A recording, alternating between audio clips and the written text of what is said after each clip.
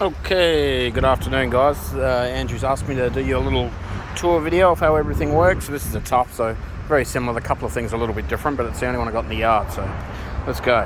Alrighty, so on the front end here, obviously it's got DO35, you got the pin for that.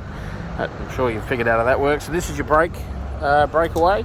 So pretty much this needs to clip onto anything past the tongue. So normally onto the back of your tow bar where your shackles go, clip it on there somewhere. So in an emergency, that pin will pop out, brakes will fire, stop your van from rolling into a school or whatever. All right, now your sway control, you should have a little box here. This one doesn't have it fitted, but as far as that goes, if the light is green, everything is okay. If the light is red, it's got a problem. Doesn't mean you can't tow the van when it's red, it just means it's not running at the time. You just need to get it looked at ASAP. Alright, I think Andrew said something about your tap. Now I believe we put a different toolbox on your X-Terrain, hence why the tap might have been under the thingy. You could have it extended if you want. Sometimes just be careful, because if they come out too far they can get hit and smashed with rocks and things like that. Alright, moving along, you've got your Swift Hot water service. Pretty much you don't touch that, so they're a stainless tank, you don't need to do anything to it realistically. It doesn't need anodes or anything like that, and it's a gas electrical appliance, so only such people should touch them. Yeah, I definitely don't touch them. Moving along, you got an outside shower that can be used free camper in the caravan park, hot and cold. That is a external antenna connection. In remote places you can get TV. And you've got two water tank fillers. I believe in an X-Terrain you may have a third, so one of those is a dedicated drinking tank as well. That's where you fill your tanks, of course. Coming along, you got your 240 volt inlet, so that's a 15 amp lead, and then you have your breaker built into there as well. Now your mains water connects up to this little fitting here, just a standard clip-on tap. Clip that straight under there. Bob's your uncle, off you go, mains water. And you'll see down here you got tanks. These are your tanks. You should have valves for those. You can drain them if you want to as well. And then that's a grey water tank there. So if you don't have a hose for that, you need that's a 40mm. That would be fine. Just a barb screw tighten on that side. Go to Bunnings or somewhere like that. You should be able to pick one of those up. Otherwise, any local caravan accessory shop should be able to help you. Moving around the back, not much to tell you there. This side you've got your TV points, your antenna out, of course. You've got USB in there as well. Door wise, lift the handle up to split. Hopefully you figured that one out. And then moving inside, so you should have the same touch panel as well. So this is the Odyssey. Try and get a good angle here.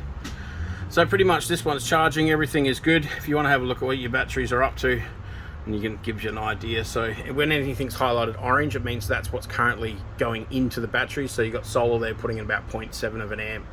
It's pretty late in the afternoon here, so the sun's on its way down. Now if you plug in your mains, this should go orange, and then if you plug in your car, this should go orange. So you can have all those going at the same time, of course. So our load is currently 0.2 of an amp, and our battery voltage is sitting at 13.7. As far as your tanks go, so they're pretty much your tanks there. This one's only got 2. And then you got a grey as well on the end. Just your eco button there, that pretty much sends your power. It cuts your 12 volt on and off. So when I hit that again on the screen there, eco mode, push that again, on it goes. I believe you had some switches. If you got some switches on the outside, normally they're for outside lighting on that. Yeah, you've got the X-Terrain, I believe, so you may have wireless lighting in that one as well. I'd need to confirm that with Andrew. Okay, I'll leave that on.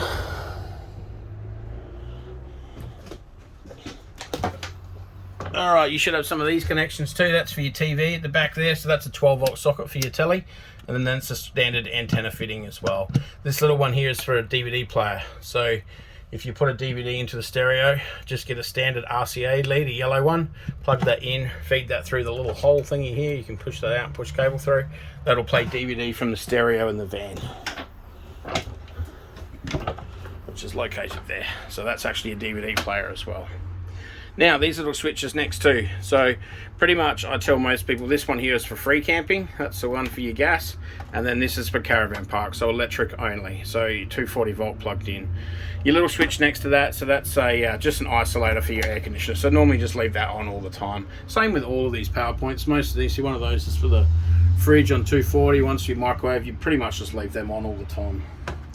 This little dealy wacky here, it's a sensor for the stereo remote. And this is a touch light under here. Not that it often works well with my fingers. There we go, got that one to go. And moving along, you've got 12 volt and all that in there, of course, in your cubby holes. Your hatch has got a switch on it as well. And just be careful with these clips when you operate these. Push the red button in and release the red button first. Alright, pull that down, push it out. Okay, if you want to half do it, you can pull it back, put it over there, like so, and then pull these little black thingies back, and then that locks it in place like that. And of course you can leave it open when it's raining then as well. Pull that down, bring that up, and click those back in place. Ibersport Air, so you can actually turn it on and off from the unit itself. I don't have 240 connected to this van, but you can actually hold the button down or power off this as well.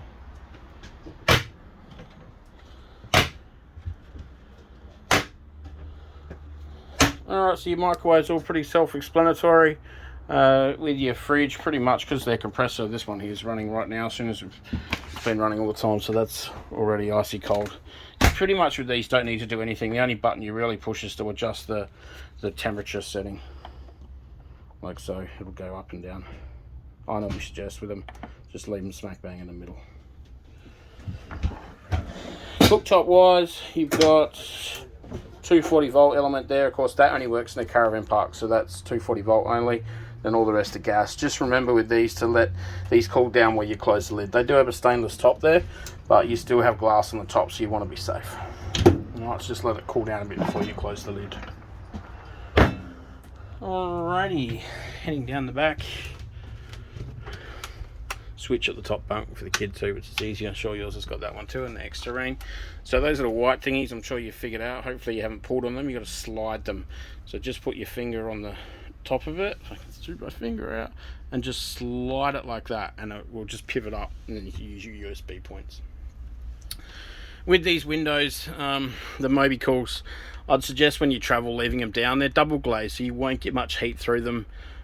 These are spring loaded, so just to take care of them, I'd always leave them open. Obviously when you're using the van, that's what they're for, so you can keep them closed. But yeah, if you got the van in storage or anything like that, I would always just leave those windows open. Washing machine down there. I won't teach you how to use a washing machine. Just like your home one, not much different there. Now your ensuite. So now your toilet's only going to run when your pump's on. I'll go back to the Odyssey link and show you where that is. So at night time, especially with kids, you probably have to leave the pump on, so if they go to the toilet they can push it. So there's not really any lights on this model at all. There's only 4, isn't it? 4, yep. So you got a full cassette, that one will light up in the top right, and then you've got half full, and then you've got water, so there's a water issue, and then there's a cassettes out on the outside. Now this can pivot as well, so just tilt it from side to side if you need more access for your knees. More touch lights up there. Your ceiling patches there. Be careful with these. A lot of people leave these open. We replace these often. It's sort of a door that people would close this outer door and then forget that they haven't closed this hatch. Now these will suck and blow. I suggest with your bugs and stuff, turn it on, open the hatch, just give it a tap, gets all your bugs out. Flick it back the other way, it'll push air down, which is good to get the air circulating in the van. Alright, so as I said, just make sure you keep these closed in transit. So shower row in there, tip for that is to probably not leave it like that in transport. I normally suggest wrapping it in your floor mat and then putting it on the floors. There's a good chance it can fall off and smash your door or damage anything. Obviously in the yard we leave them up for display, but yeah. In there I would suggest using shower gel, not soap, because they can get pretty grimy on the walls and they're a bit harder to clean.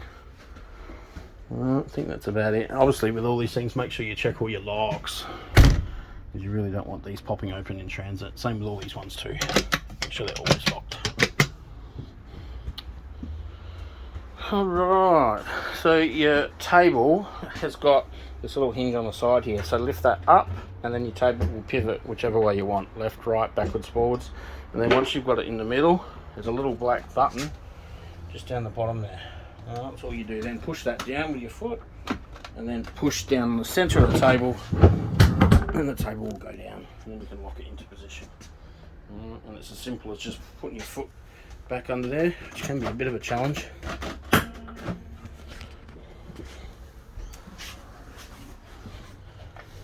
Finding the thingy and then just hitting the button, and then the table comes back up.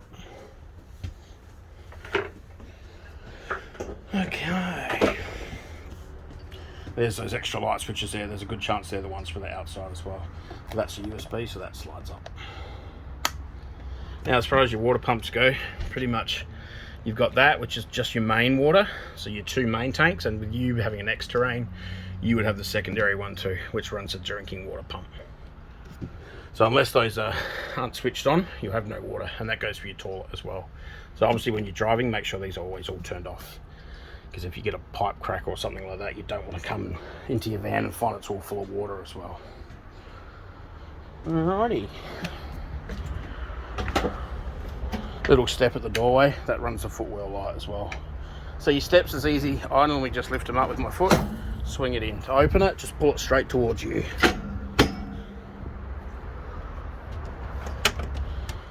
So your toilet cassette as well, run you through that. So you lift the little lever under the bottom there, lift that up, and then pull out. Alright. So obviously you push that little button, and that pops the wheels out. Slide that back around, this little thingy here, turn that straight, open that up, and this one's only going to have water in it, and just tip it out. Obviously don't do that with your business in there. Alright, so you can clean it from there, or you can actually slide it back from here and access that from there. Kids do a whoopsies. And then you put that cap back on there. Swing it around, like so. Always put the wheels in first, line it up, click it in place, close your hatch. Jacking points are on these little nodules right here, alright, on both sides, whether it's front wheel or rear wheel, it's always this one. So you drop down legs, pull them out like so, lock it in place. They can go anywhere you want, straight down, a little bit off. I do say running them on a slight angle is better than straight down. Put your winder on there, wind them out. A lot of people use drills with these. Just be careful if you're going to do that, because it can strip the threads in there quite easily. Inside of here, you'll find your jack. So that jack is actually designed to go onto that point on the side to lift it up. Not totally recommended, but I always normally recommend carrying a couple of bits of wood, only because if you're on uneven ground on the side of the road or something like that, you might need that extra height. Wheel brace in there too. So obviously with your wheel nuts too, always make sure they're checked. We'd normally suggest every 1,000 Ks for the first couple of 1,000 that you've done, just to be sure everything's alright. Push button there for your light as well. Alright guys, I'm happy to assist if you've got any other questions. My name's Aaron, give me a buzz and I can run you through anything further if you need. Thanks.